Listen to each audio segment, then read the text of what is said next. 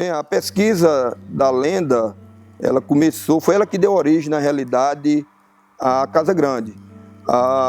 As músicas que nós pesquisamos, que começou em 1985, onde nós começamos a fazer toda uma pesquisa da mitologia cariri, em torno da Chapada do Araripe, e fomos coletando fragmentos dessas lendas em torno da Chapada, contada por aquelas pessoas rezadeiras, por pessoas antigas do entorno da Chapada do Araripe. As pessoas iam contando as lendas e a gente foi construindo um repertório musical a partir da imersão nossa em cada espaço desse do território. Então a gente ia para uma pedra encantada, para um castelo encantado, para uma mãe d'água, para um buqueirão. E nesse local a gente, além de coletar as lendas que estavam em volta, contadas por essas pessoas mais antigas, a gente também ia ouvindo o som da cauã, o som dos pássaros, o som dos ambientes, das cavernas, o som do vento, o som daquele lugar. E a gente começou a fazer instrumentos a partir desses sons, para imitar o vento, imitar as levadas de água que passavam, as nascentes, o som das cavernas.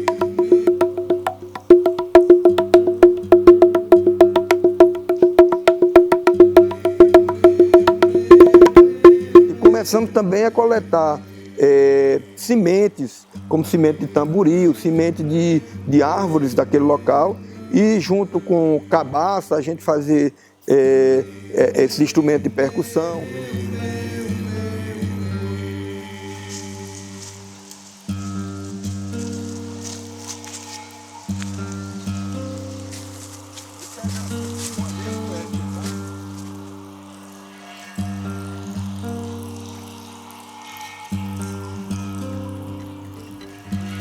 Nós gravamos as músicas, toda essa paisagem sonora, junto com as crianças lá no estúdio da TV Casa Grande.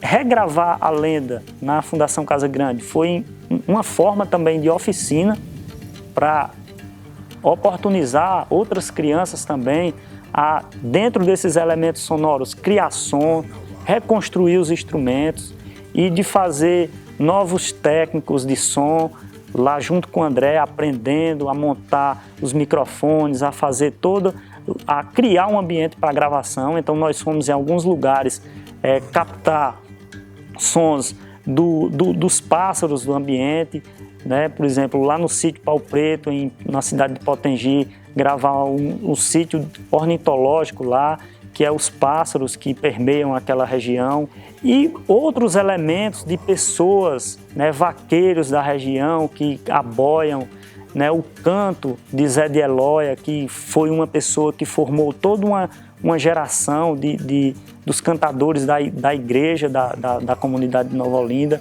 e depoimentos de crianças, depoimento de Rosiane, né, pegando esse banco de sons que já tinham sido gravados com instrumentos da lenda antigo e fazendo essa junção, né? Como eu disse, do passado, do presente, e ele aflora hoje no futuro, fazendo essa releitura dessa sonoridade que é tão atual hoje, né? Que é a lenda. Dentro dessa paisagem sonora do território da Chapada do Araripe, eu fui um desses meninos que cresci em minha cidade, em Nova Olinda, brincando de fazer música, brincando com os sons. Determinadas percepções que eu tinha quando criança veio novamente para mim na hora de fazer os arranjos, de compor. Então, eu me sinto como um filho obediente, tendo a Chapada do Araripe como mãe, e preservar essa história, essa sonoridade dentro dessas músicas, me encontrar novamente dentro desse lugar. Então a lenda, para mim, é um rio Cariús que deságua em outros rios, passa por outros rios e deságua no mar. Eu lembro, tive essa sensação da primeira vez que eu cheguei por ali, de ler sobre as lendas, né? Aí logo fiquei sabendo do espetáculo que tinha, né? Que começou, né? Que que o Allenberg fez junto com o Aécio, o Elinho, o Samuel e a Rosiane, né, fazendo um espetáculo com o mesmo nome, Da Lenda, né, e eu sempre fiquei, foi uma coisa que sempre me marcou, assim, esse espetáculo musical da Lenda, né? Até um dia que eu me deparei que eles me mostraram alguns trechos, me mostraram os instrumentos. A ideia de produzir, né, primeiramente, obviamente, ter o contato com as músicas da Lenda, né? Então a gente foi visitar as gravações antigas, que tinha um cassete que tinha as músicas gravadas, e eu sempre pensei, quando produzir isso, produzir dentro da Casa Grande, né? Então é um produto, né? Eu acho que é um objeto de arte, né? A música, ela faz parte da arte, então ela está dentro de um objeto de arte, de produzir não só as músicas do Allenberg, e sim traduzir a região do Cariri com essas músicas, né? Então por isso a busca dos ambientes. Então gravamos Sapo, gravamos Cigarra, gravamos o rio daqui, gravamos Vento. A gente gravou os sons dos ambientes daqui e trouxe as crianças da Casa Grande para atuar junto desses ambientes. Então eu ouço esse disco e vejo a Chapada, né? E eu vejo uma Chapada atemporal, não é uma Chapada, né? Eu vejo uma música atemporal, eu vejo uma música que traduz outros tempos, né?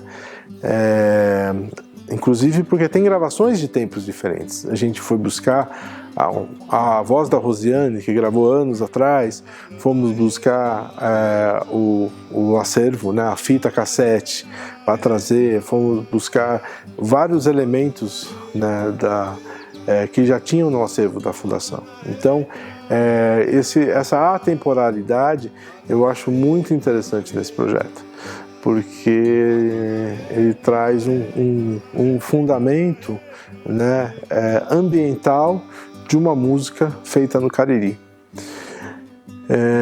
e com base no Cariri, com base nessas lendas, com base nos sons daqui, nos sons que já passaram por aqui, né? Então eu sou honrado de participar desse projeto.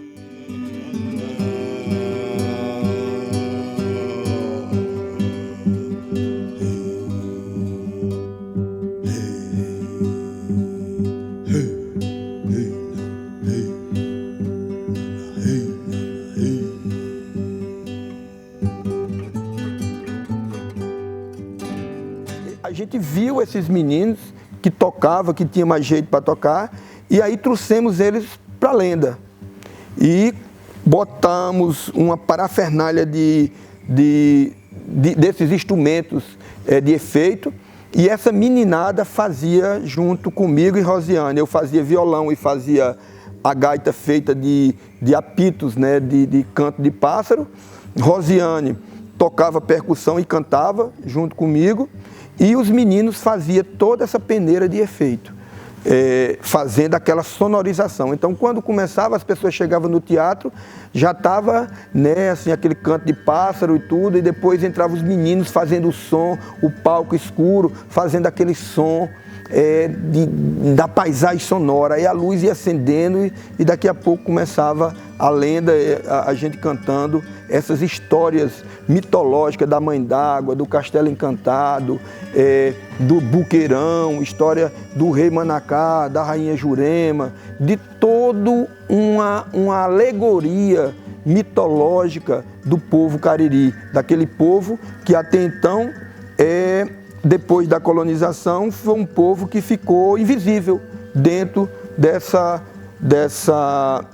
nomenclatura que tinha a região do Cariri. Quando nós chegamos para começar esse estudo sobre os Cariri, se dizia, a academia dizia, quando contava uma lenda, contava a lenda, mas dizia, isso é coisa do caboclo inculto do sertão. Então isso foi uma coisa que chamou muita atenção da gente, foi relegar a tradição oral e, junto com a tradição oral, relegar a história de um povo, dando um silêncio nele, os tornando invisíveis. Então, o nosso trabalho foi desencantar toda a cultura daquele povo através de sua paisagem sonora junto com essa criançada. E a gente já pensava de que aquela imersão com aquelas crianças, essas crianças poderiam no futuro trazer a interpretação daquilo que eles viveram, e foi o que aconteceu, que o Aécio trouxe junto com o André Magalhães. Foi essa releitura de tudo aquilo que a gente viveu nos sítios arqueológicos, nos sítios mitológicos, e que a gente viveu em cima do palco com eles.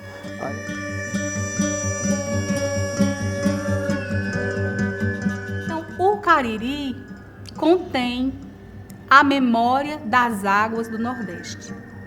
No Cariri está o registro da memória de todas as águas do Nordeste. A terra sem males dos Tupi, a Lagoa Encantada dos Cariri.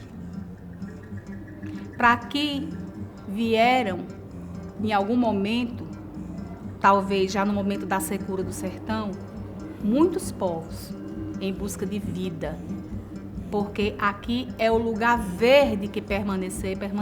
Quando você destrói, corta uma gameleira que está na beira de um rio, você faz com que aquela gameleira, o som daquela gameleira que tem um som quando o vento passa, ela deixa de dialogar com o rio, o som do rio.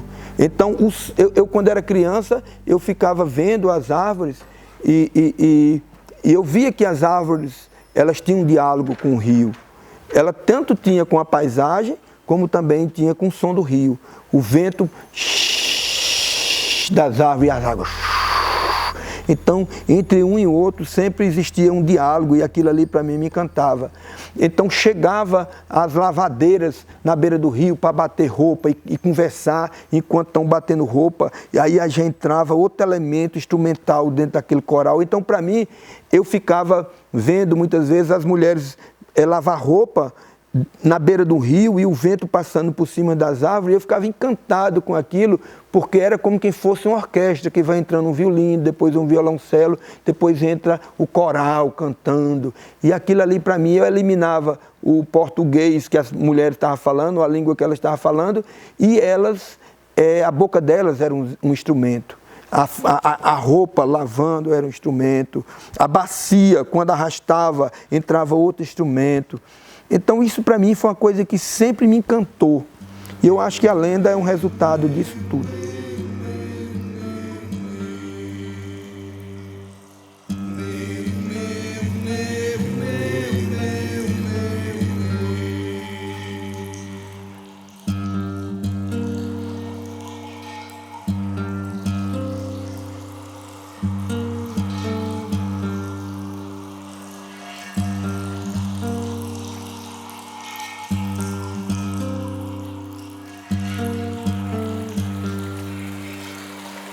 Anauá.